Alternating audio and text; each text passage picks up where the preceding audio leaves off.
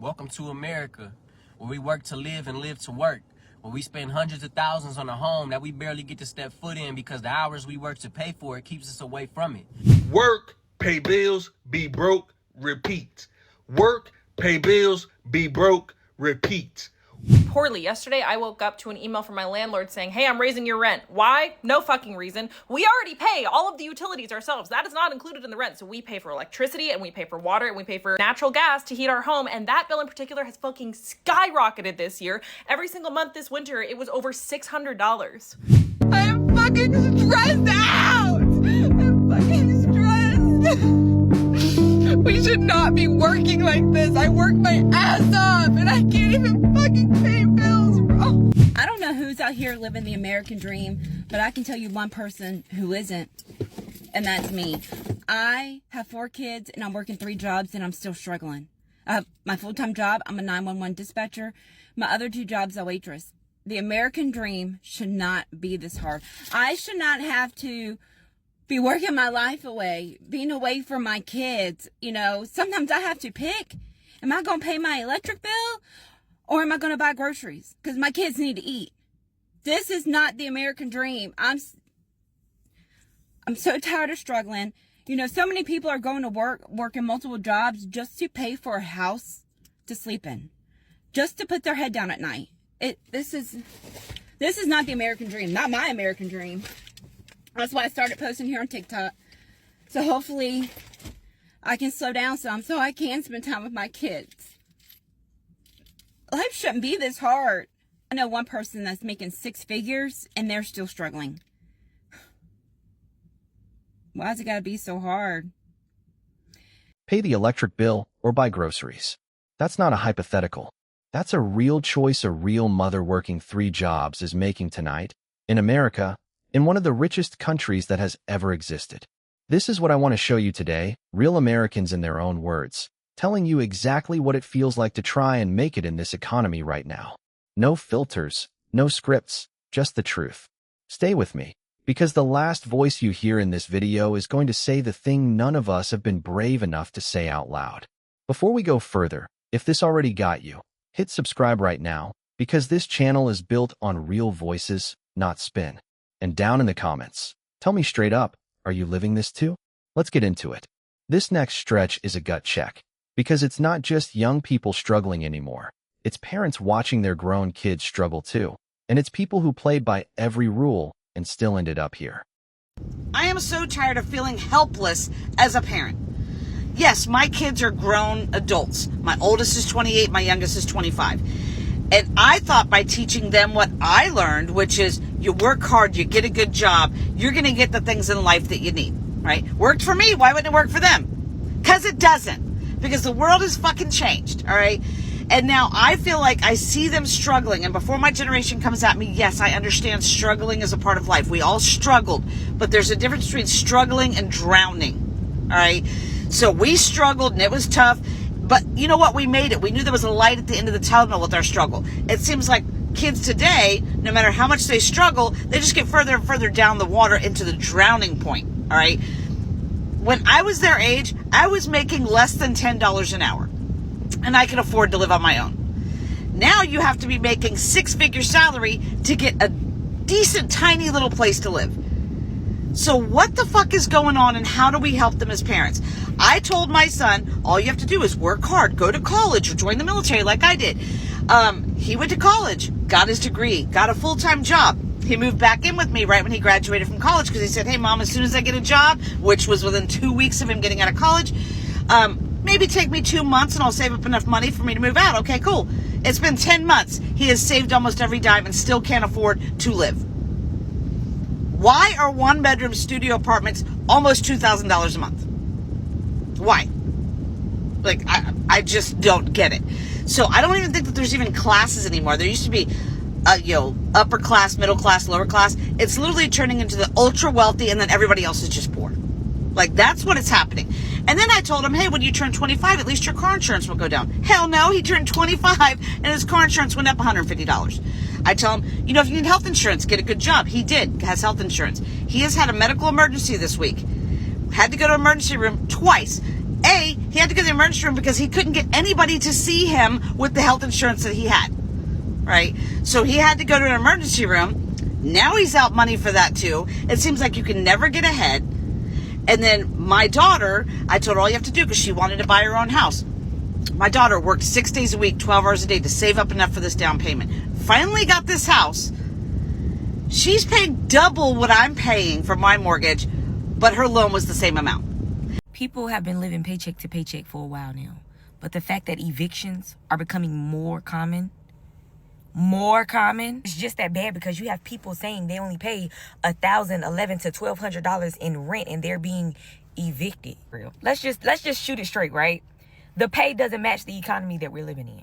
It gets to a point where you could take all the budgeting classes, hear about all the financial advice, but you just can't do something with nothing. God can carry you through. Don't get me wrong. Pray about it. Sleep on it. He's going to always show up for you when you need him. But you just cannot budget your way out of poverty.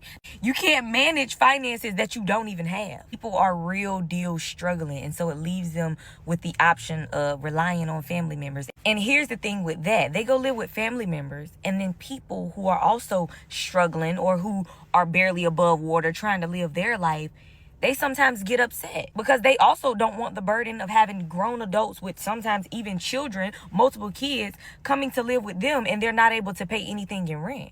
They're not able to help out on the bills because they don't make enough money.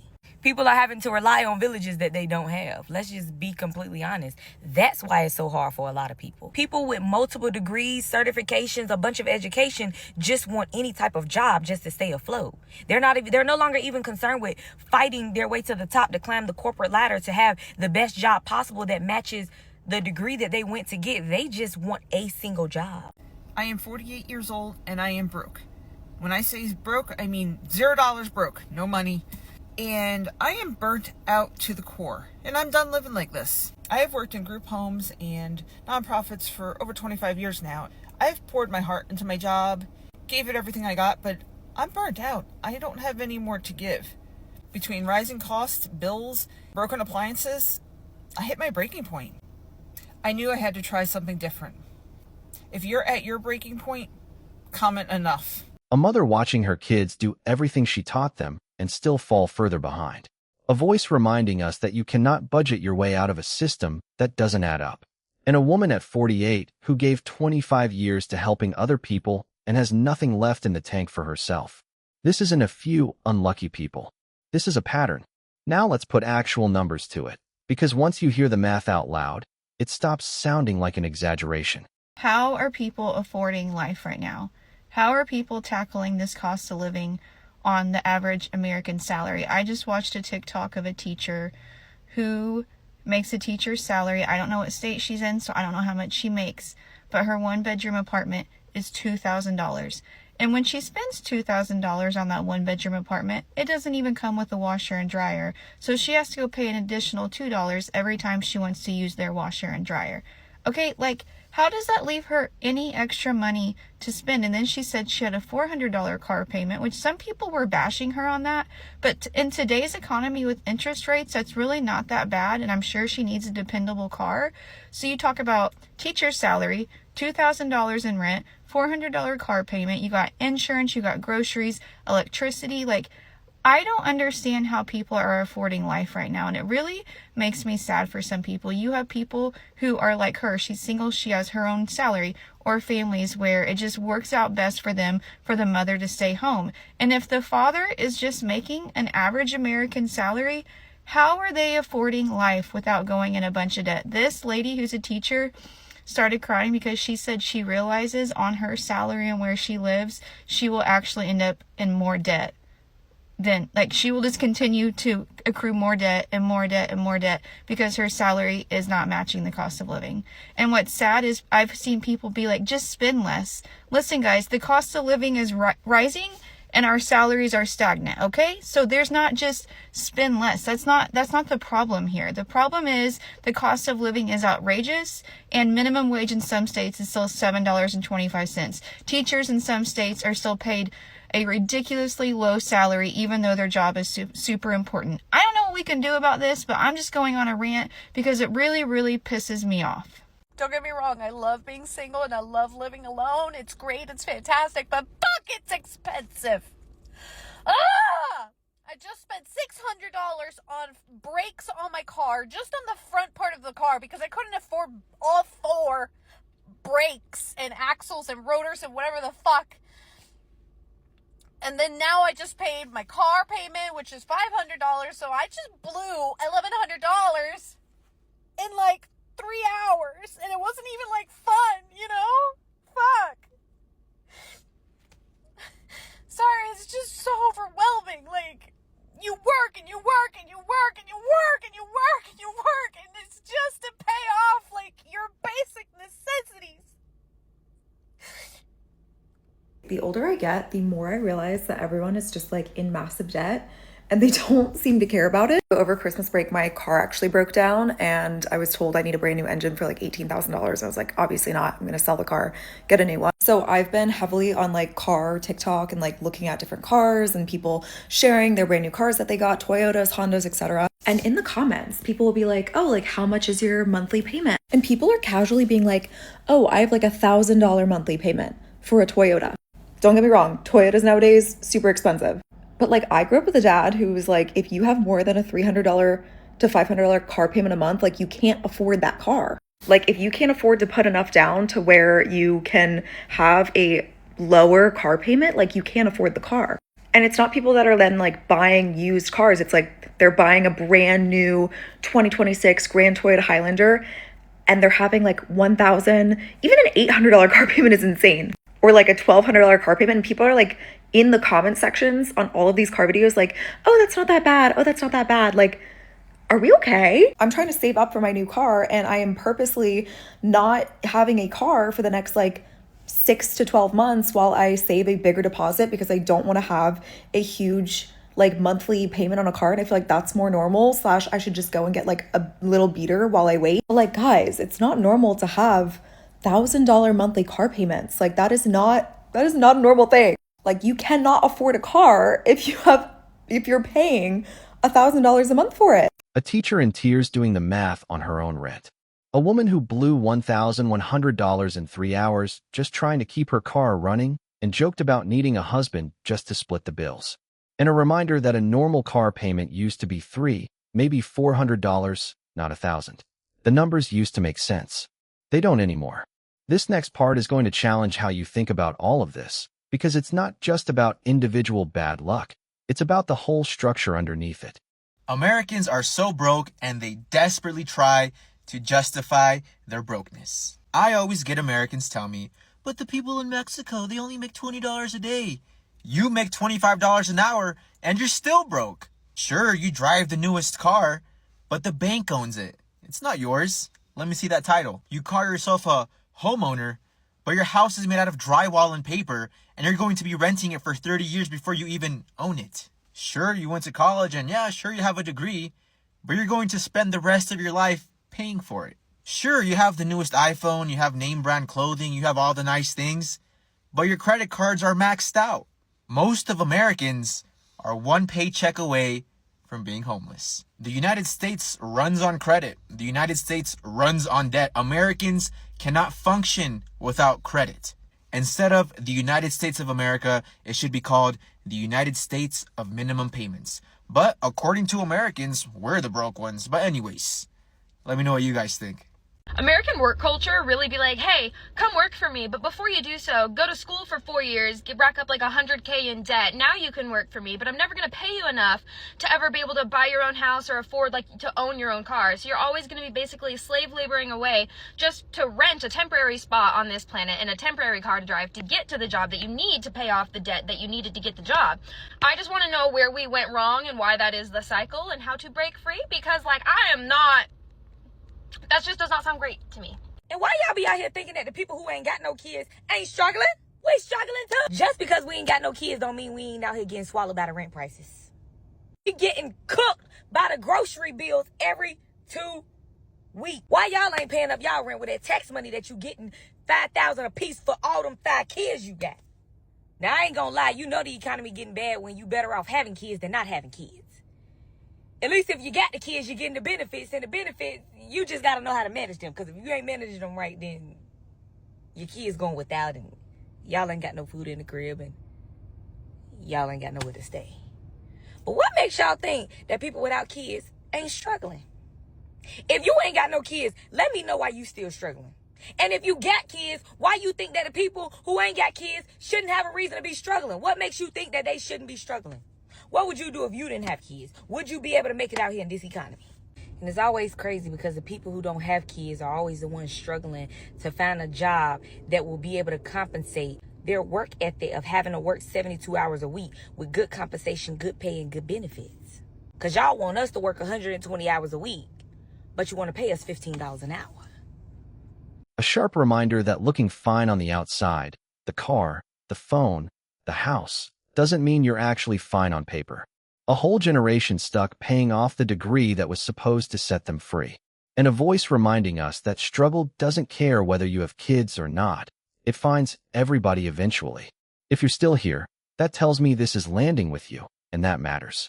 Hit that like button right now, because the more this spreads, the more people realize they're not the only one feeling like they're falling behind. We've got more coming, and it gets even more real from here.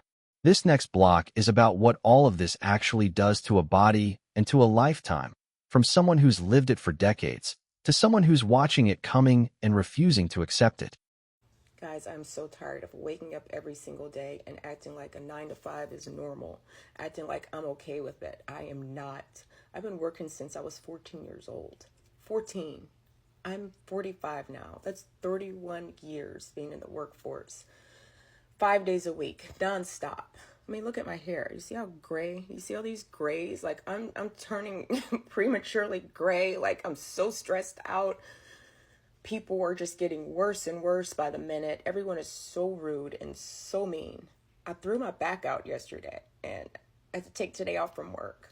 Well, I went in at first. I was there for about 2 hours, and almost every single patient asked me to help them sit up, and I had to say, no, I can't. I throw my back out. I'm not a robot. And then they have the audacity to get upset with me. I'm like, your back hurts and you want me to help? My back hurts too. I'm sorry. I've been working myself to the bone. I'm always going above and beyond and doing too much. And I always help people, and I know I shouldn't. And I'm sacrificing myself. And I shouldn't. I don't want to do this anymore. Now, don't get me wrong. I am very grateful for my job. I have to be able to provide for my family. But at what cost? The amount of anxiety and stress I face on a daily basis is scary to me. I salute the people who are in their late 30s, 40s, and 50s still doing a 9 to 5 thing. Because I'm 21 and the future isn't looking so bright for me working a 9 to 5.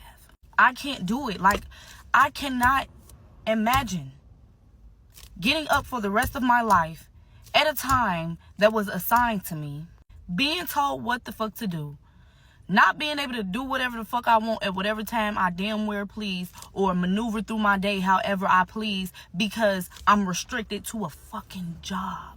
And I'm not knocking people who have a 9 to 5. I'm saluting y'all. I promise I am.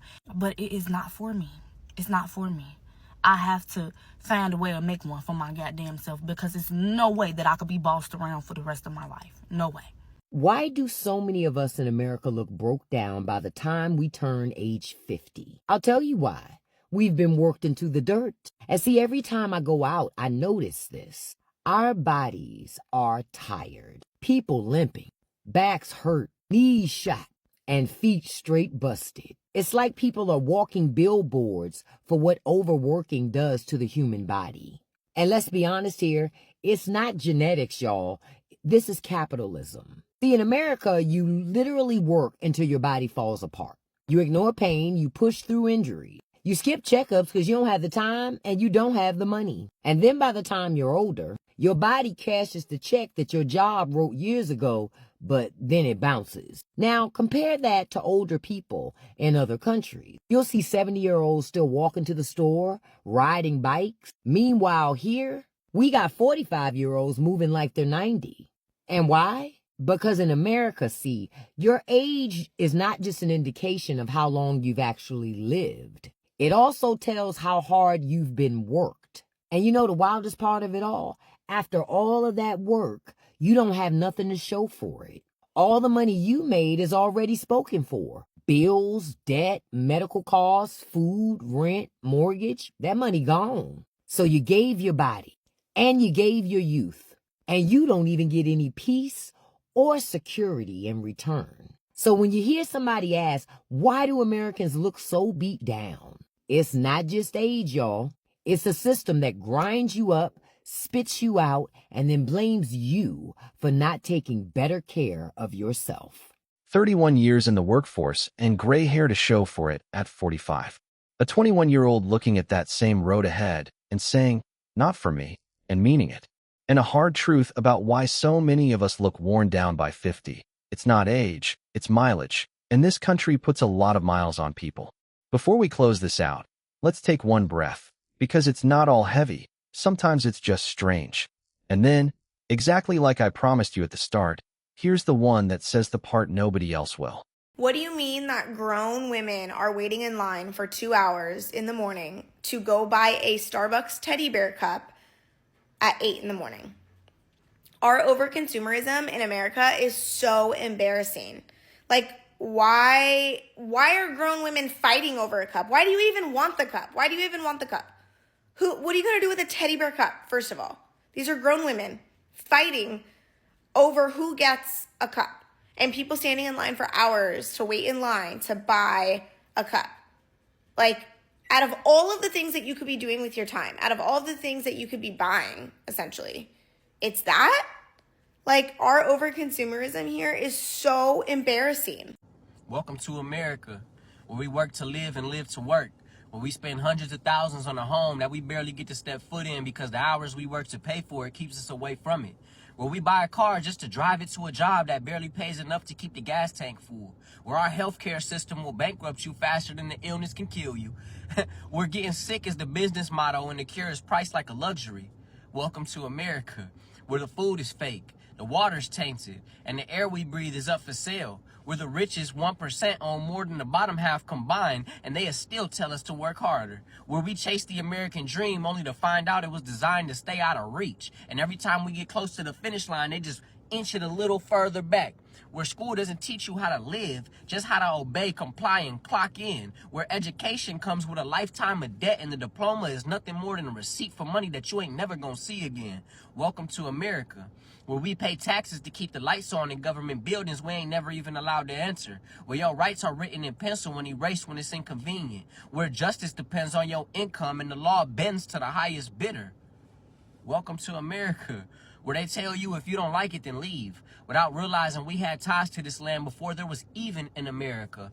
Where your labor is valued, but your life is disposable.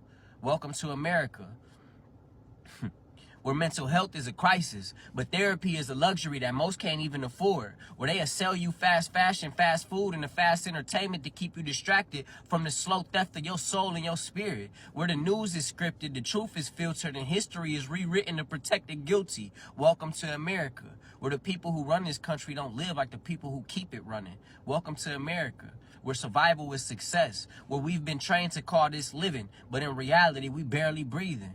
Welcome to America. Grown adults lining up before sunrise for a cup, while people 2 states over are choosing between electricity and food. That contrast says more than any statistic could.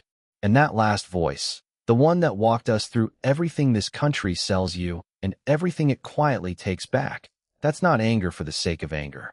That's what it sounds like when people are simply telling the truth about what they're carrying. If even one of these 15 voices sounded like your own life, you are not imagining it. And you are not alone in it. Hit subscribe, because we're going to keep having this conversation, honestly, every single week. And before you go, tell me in the comments, which clip was your story? I read every single one.